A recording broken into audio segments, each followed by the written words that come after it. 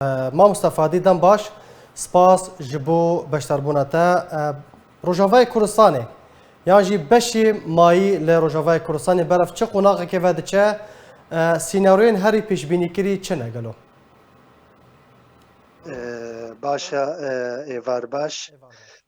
bi rastî ev ger û pevçûnên divê dawiya dawî de ê guhartinê bilez di Rojavayê Kurdistanê de her wiha bi rastî lewha Rojavayê Kurdistanê ne diyar e di dewletê Zulhêz îro em karin bêjin yekemîn ew tehekkumê biryara Rojavayê Kurdistanê dikin Amerîka û Rûsya her wiha dixuye îro Amerîka melefê Rojavayê Kurdistanê xistiye destê Rûsa de û her wiha Rûs jî dixwazin bi hemû aliyê xwe tekez dikin wa deverê Rojavayê Kurdistanê re bixin bin kontrola rejîma Esed de û car carna cî têne û bi rastî ev sînaryokî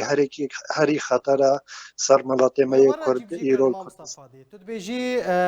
Amerîka dosya Sûriye radestî Rûsya kiriye. Baş e Rûsya jî dixwaze rejîm vegere her deverekê. Eger vêyekê heye ku rejîm vegere Rojavayê Kurdistanê.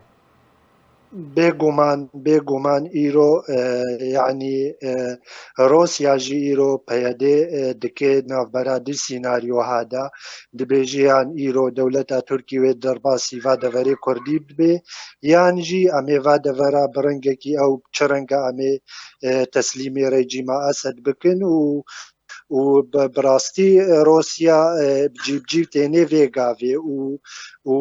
wek me tekez kirî ev sînaryoa gelekî zehmet e ser miletê me yê Kurd îro vegeranina rejîma Esed li va deverê Kurdî ji bo ya weka miletê Kurd bi rastî tecrîbek me ya dirêj vê rejîmê heye ji sala heftê heta weke niha yanî vê rejîmê tevayî mumaresatê xwe û zilma xwe ser miletê me yê Kurd berdewam bû ji zinara erebî biqerete ji tecrîda miletê me yê Kurd ji nasnamê wanê teغîra şaxîsatê gund û bajar û bajarokê Kurdî her wiha îro gava malbateke Kurdî çûbana zarokeka xwe li nifûsê secilan ve devî bû muwafeqa min siyasî hebe bi rastî em lê dimeyzênin sînaryoyê herî zehmet îro vegeranina rejîma Esed deverê Kurdî û bi rastî ew muteweqea jî got vegerê ji bo em dibînin ragihandinê de û di malperê fermî de îro têkiliyê gelek dewletê erebî bi rejîma Esed re û yanî bi rastî ev dewletê Zulhêz zû tesîr xwedî di pirsgirêka Sûrî de bi erkê xwe yê exlaqî û însanî wê çi be gelo? Yanî helwesta Amerîka ji vegera rejîmê wê çi be? Bi rastî helwesta Amerîka destpêka şoreşa Sûrî dest pê kir 2011 heta weke vê kêlîkê ne diyar e yanî helwesta wê nake ne zelal hemberî miletê Sûrî bi tevahî û bi taybet miletê Kurd tekez dike hatiye deverê şerê tîrolê dike û ji bîr kiriye ew rejîma hane rejîma Esed ew bû berpirsiyar got Sûrî giha vê derheqê wê tîrol çêkir bi rastî ev fesalê îro li erdê hemû cîbcîv tênin û kar tênin bi rastî ev yek ji çêkirina fesalên musteneع bûn ji ber vê yekê yanî piştî îdara Biden hat koçka spîk bi rastî hin bi hin îro Amerîkan bi rastî xwe ji deverê weke dibêje melefê deverê û melefê vê mentîqê selimandiya dewleta Rûsî û Rûs jî her wiha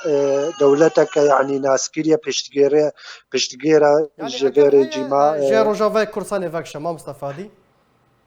bêguman Amerîka vekşana ma Mustafadî madam egerek mezin heye ku ji Rojavayê Kurdistanê vekşe serpireştiya Amerîka ji danûstandanên Kurdî Kurdî re ji bo çi bûn arman jê çi bûn gelo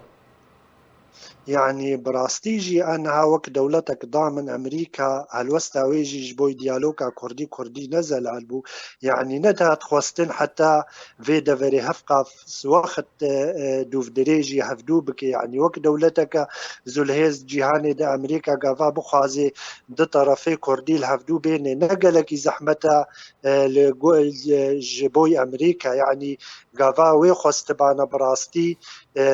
va tarafê Kurdî li hevdûbênê karî bû neqeba şev û rojekê de va tarafa lê em dimeyzênin îro Amerîka bi rastî ser mesela wextê dileyîzê û ew jî yanî nekiriya ewlehiyatê xwe de ev diyaloga Kurdî wek tarafek damin jî heta weke vê kêrîkê neleyîst yanî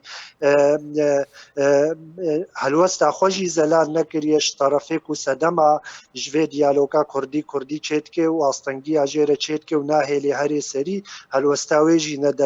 ne zelale li hember van kiryarê bûna gelen pêşiya vê diyaloga Kurdî de jî Amerîka di rojhilata navîn de bi şeklek taybet tîcara nexwestiye pirsgirêka careser bike tim û tim dixwaze Amerîka tayê pirsgirêka destê wê de bibe viyalî û tenê viyalî gorî bercewendiyê û mesleha Amerîka îro Amerîka bi rastî hatiye deverê ji ber xaleke yekemîn ew jî parastina ewlehiya İsraîl û îro Amerîka bi rastî Beşar el-Esed wek dibîne ewa êgo karibê sînorê İsraîl biparêze û bilfiil jî Beşar el-Esed sînorê İsraîl diparêze berûva jî wê yekê dibêje îro İsraîl dijminê me ye. Belê. Baş e Mamosta Fadî, di vê tevlîheviyê de, di vê hevkêşê de Kurd yên Rojavayê Kurdistanê li ku derê ne? Cihê wan li ku derê ye? Li aliyekî Tirkiye gefan dide ku operasyoneke nû wê encam bide. Li aliyekî Rusya fişaran dike. Li aliyekî din rejim dibêje ew ê vegere Rojavayê Kurdistanê û hemû bajaran careke din vegerîne. Yani Kurd li ku derê ne? Cihê wan li ku derê ne gelo? بله يعني كرد دوی معها هنیده و دوی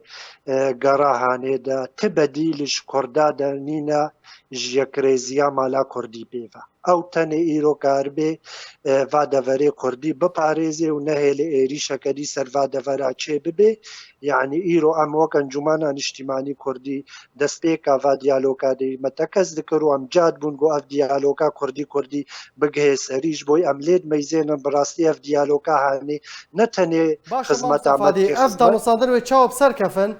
هر دم پیده ریگریان استانگیان چه دکه یا هری داوی نهاد راپورتا مده جهات گفین خواه بردامن جبو مالباتن هزین پیشمرگین روش کو وان فشار بکن کورین وان جناب هزین پیشمرگین روش درکفن براستی ئێمە وەک ئەنجومانە نیشتیمانی کوردی چاو ئەملێت مەیزێنن وی دیالۆگا کوردی بەرجەوەندیە مڵەتێ مەتێدا هەنە بەروڤاژی وێناکێ ئەف کەسێ گۆڤا کریارا دکن و ڤە تەهدیددا ددن ماڵباتێ پێشمەرگا نەت بەرجەوەندی وا ئەف دیالۆگا کوردی ئەمە وەک ئەنجومانە نیشتیمانی کوردی دەستپێکام دەرباسی ڤا دیالۆگا کوردی بوون براستی مەتخۆست زەمینەکە ڤا ببێ گاڤن باوەریە وەرن ئاوێتن ئەو وەسیقات ناوبەرا مە و پەیەنێدا براستی دوێ جیبجیب وەرێ ئەف کریارێ هانێ ڕەو شاگرتیە ئێگۆ هاتن ڕەڤاندن ڕەوشەوانێ دیار ببێ ئەف ممارەساتێ هانێ ئەف داخویانی هانێ دەرحەقی ئەنجومانە نیشتیمانی کوردیدا وەرن ڕاوەستاندن و زەمینەکە ئاوا ببێ گۆمجارەکە دیڤەگەرن سەر ماسا دیالۆگا کوردی ئەم بکەن پەیمانە گشتی گۆری پەیمانە دهۆکی داوای پرسیار مامۆستا داوای پرسیار ئەگەر هەردوو ئالین کوردی گەشتن پەیمانێکە گشتی ئەف دانوستاندنی کوردی ناوبەرە ئەنە کەسێ و پەیەنەکێ بسەر کەتن ئەنجامن وێ بەرچاو بوون لە ڕۆژاوای کوردستانی ئەگەر هەیە ئەف دەڤەرن کو نهامانە دبن هەژمونا ئەمریکا دەبمینە و ئەف گەفین تورکیە و گەفین ڕێژیمێ نەمینن بێگومان گۆ ئەف دیالۆگا کوردی بسەر بکە بێیان بکەن پەیمانە گشتی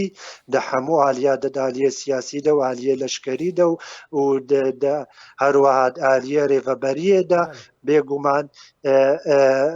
تەڤلی دیالۆگا